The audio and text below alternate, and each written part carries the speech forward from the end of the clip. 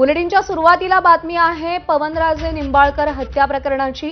तब्बल 20 वर्षांनंतर काँग्रेस नेते पवनराजे निंबाळकरांच्या हत्येचा निकाल आज लागण्याची शक्यता आहे। मुंबई सत्र न्यायालयात थोड्याच वेळात सुनावणी होणार आहे। पद्मसिंह पाटील रुग्णवाहिकेतून कोर्टात सुनावणीसाठी दाखल झालेत। त्यासोबतच ओमराजे निंबाळकरही कुटुंबियांसह कोर्टात दाखल झालेत। 3 जून 2006 रोजी मुंबईहून धाराशिवला जात असताना नवी मुंबईच्या कळंबोलीत राजकीय वादातून पवनराजे निंबाळकर यांची गोळ्या झाडून हत्या करण्यात आली।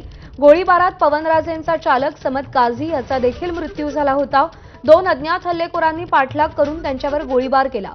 या हत्येप्रकरणी माजी गृहमंत्री पद्मसिंह पाटील यांच्यासहित 9 आरोपी आहेत। माजी खासदार पद्मसिंह पाटील यांच्यावर पवनराजे निंबाळकर हत्या प्रकरणाचे प्रमुख सूत्रधार असल्याचा आरोप आहे। सप्टेंबर 2009 पासून या प्रकरणी पद्मसिंह पाटील जामिनावर बाहेर आहेत। राजकीय वादातून 25 लाखांची सुपारी देऊन हत्या घडवून आणल्याचा सीबीआयचा आरोप आहे।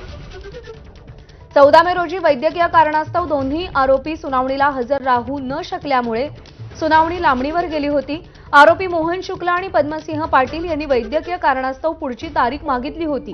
आता आज येणाऱ्या निकालाकडे अवघ्या राज्याचं लक्ष लागलंय।